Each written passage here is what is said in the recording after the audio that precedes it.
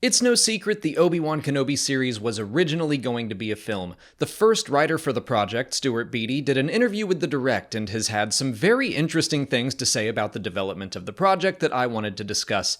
If you want to read the articles for yourself, I'll link to them down in the description, but let's get into this. First, Beattie revealed that the original plan was for Obi-Wan Kenobi to be a trilogy of films. He said, when I pitched my Obi-Wan story to Lucasfilm, I said, there's actually 3 stories here, because there's 3 different evolutions that the character has to make in order to go from Obi-Wan to Ben. And the first one was the first movie, which was the show, which was Surrender to the Will of the Force. Transport your will, surrender your will, leave the kid alone. So then the second movie was thinking about where Kenobi ends up. And one of the most powerful and probably the most powerful moments in all of Obi-Wan's story is that moment where he sacrifices himself in A New Hope. Great moment, makes you cry. But if you stop and think about it, it's a pretty sudden thing to just kind of be fighting a guy to see Luke and go, I'm gonna die. That to me, that required forethought. That required pre-acceptance that this was going to happen. Just a couple days ago, I did a video about whether or not I think a season 2 of Obi-Wan Kenobi should happen, and I basically said I didn't want to continue stretching one story that was meant to be a movie into 6 episodes, and then 12, and so on. I said I would be down for a season 2 if the story was there first and it wasn't just a financial decision. The fact that it was originally pitched as 3 movies changes my tune a bit. It sounds like they have always had a story in mind, and yes, it's even telegraphed by Qui-Gon at the end of season 1. It's still not something I'm desperate to see. I don't feel like I need an Obi-Wan trilogy, but it sounds like a lot of fans do want that, and I'd be happy for them to get it. And of course I'd watch it too. But why didn't we get this story as a movie or 3? Beattie says, I spent like a year and a half working on the film that they based the show on, and then when the decision was made not to make any more spin-off films after Solo came out, I left the project and went on to other things. Joby came on and took my scripts and turned it from 2 hours into 6, so I did not work with them at all, I just got credit for the episodes because it was all my stuff. Okay, that's kind of frustrating. In the past couple months, it's like we've used Solo as a weird scapegoat to not recast legacy characters and to not do spin-off films when, in my opinion, that's not what Solo's failure was about. It was released 5 months after the last Star Wars movie, right after Avengers Infinity War, with very little fanfare, and they'd reshot so much of the movie it was under intense financial pressure to perform well. Alden Ehrenreich was wonderful as far as I'm concerned. The movie was perfectly enjoyable. Not my favorite, but still a lot of fun to watch. But all that aside, what would Beattie's second Obi-Wan Kenobi movie have been about? He describes the basic ideas. It's one of those universal things we all struggle with, to come to terms with our own mortality. So that was the second step of the evolution for me, that Obi-Wan now has to come to terms with his own mortality somehow in a prophecy or Qui-Gon telling him there's gonna come a moment where you're gonna have to sacrifice yourself for the good. And then Obi-Wan is like, what? No, I'm here to help. I can't, no. And get him to the point where Obi-Wan has accepted the idea that he's going to die, and that he's going to die willingly at a crucial moment, and you will know when that moment presents itself, so that when that moment comes up in A New Hope, he understands. He's recognizing he's been on this journey already, and he's waiting for this moment, and that's how he's able to make it so easily, to do this sacrifice and die. So that to me was the second evolution, the second film, the second story. So for me, if I have anything to do with the second season of Obi-Wan, that's the character evolution that I would take him on. Okay, sure, I'm on board with that as a jumping off point. I kinda thought the initial series could be something along those lines, learning how to become a Force ghost and facing your most inner darkest demons, which I think Obi-Wan basically did in this series.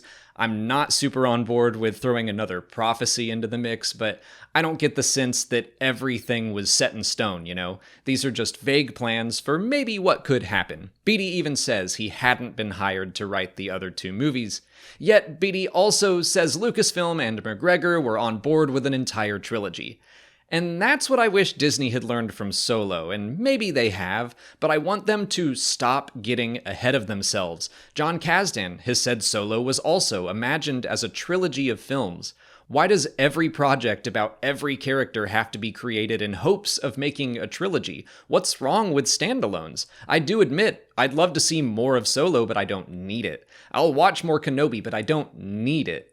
And this isn't just a Disney thing, it's a general Hollywood thing, although Disney owns like half of the movie studios at this point, so I guess it is a Disney thing. But it's like every new movie that comes out, Hollywood wants to turn it into a full-fledged franchise or cinematic universe when it could just be a good movie.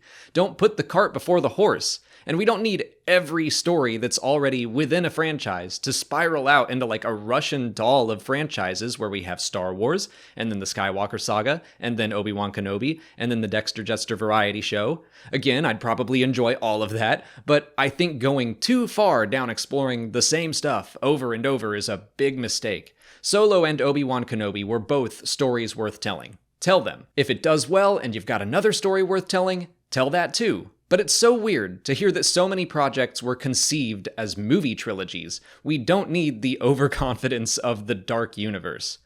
But moving on. In the second article, Beattie talks about some of the changes made to the story as it was adapted from the big screen to the small. He is credited as a writer for the first 3 episodes and the finale, which gives you a basic idea of how things would have gone, but the biggest changes sound like they surround Riva and the Inquisitors. Beattie says, "She was my creation. I created Riva all the way through, except the only little difference in mine was she didn't know Darth Vader was Anakin, because I was like, how would she know that? All she saw was Anakin as Anakin, because he hadn't changed in the suit yet, right? So Anakin killed her friends, put the scar on her, almost killed her, left her for dead, basically. So in her mind, the Jedi Council were the biggest villains in the galaxy. She believed the lies that they were plotting a coup to overtake and get power and all that, but they were stopped by the clones. So she believed that's why she's hunting Jedi, because she believed the Jedi are the worst, basically." That is kind of interesting, like she may have mistaken Anakin's attack as part of this supposed coup, and then she goes all in on destroying the Jedi, which I do think does a lot for her motivation to seek out Obi-Wan. In the final series, she seems overly concerned with him. She seemed to hate him just as much as she wanted to use him to get to Vader. But I also think that the idea of an Inquisitor working up the ranks to kill Vader is a very dark side thing to do, and just makes for an interesting character. Beattie then says Obi-Wan telling her Anakin is Vader would have been the thing to turn her around and go back to the light. Then she would have gone back to him, claimed to have killed Kenobi herself, and then Vader would have killed her in turn. And I am so glad we didn't go that route. Beattie said, "I wanted her story to end. I wanted Riva to play her part in the Kenobi-Vader story, which was essentially, at the end, she was the one that allowed Vader, basically told Vader to stop hunting Kenobi. You know, she ended the obsession Vader had with Kenobi. She claimed it was over, it's done, so that was her role to play, and she'd done so many terrible things, I felt like she had to die. You can only redeem so much." I want to make it clear, I'm not trying to trash Beattie at all. What he's describing is a very Star Wars story. Bad character becomes good and sacrifices themselves shortly after. But it's well-worn territory. I'm ready to see how a character lives with what they've done in the name of anger and hatred and revenge. Like Tala says in the series, how do we fight not to forget the mistakes of our past, but to make them better? I also didn't want Riva to die at the end because it would have felt so similar to the Second Sisters arc in Star Wars Jedi Fallen Order, but to be completely fair to Beattie, he said, "I wrote this initially in 2017, so that was before I played Fallen Order, and then I played Fallen Order and was like, oh wow, this is Riva. It's just a coincidence. I wanted to create a new character because I didn't want to be bound by any canon with any of the others that have already been discussed, and I wanted freedom to take her where I wanted to take her. So that's why I created her for this story, and that's the other thing too. We're already using so many characters in established canon with Obi, Darth, Owen, Beru, so I was looking to create someone new."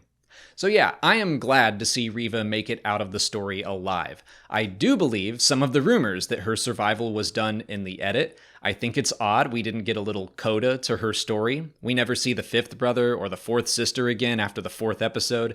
That stuff jumps out at me, so I wouldn't be surprised at all to hear that they filmed Riva's death only to change their minds in post. Not that that's a problem, just something I suspect. Speaking of those other Inquisitors, Beattie claims there were no other plans to include any other Inquisitors in the original story. I knew I wanted Darth Vader, obviously, as the big overall villain, and I see him as an antagonist who was going to be more one-on-one with Obi-Wan throughout the show, so Riva really was the result of that. I knew I needed that character. That makes sense, considering Beattie wasn't credited on parts 4 or 5 of the series. While I definitely seem to have enjoyed part 4 more than most people, I can admit it feels like an outlier within the entire season. Leia's rescued, then she's captured again, then she's rescued again.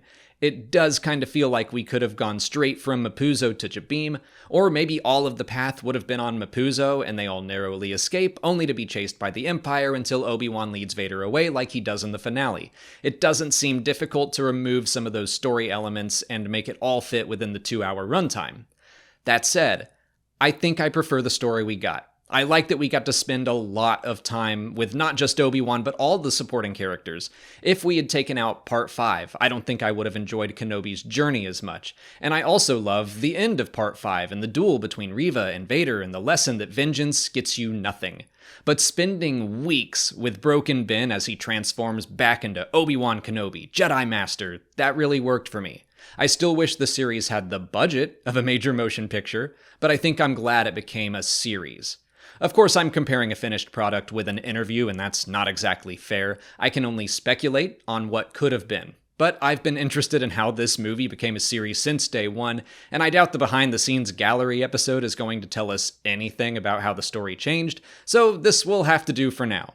Let me know what you think of Beattie's interviews in the comments. If you haven't already, please like this video, subscribe to the channel, follow us on TikTok, Twitter, and Instagram, and consider checking out our Patreon page. As always, thanks for watching, and may the Force be with you.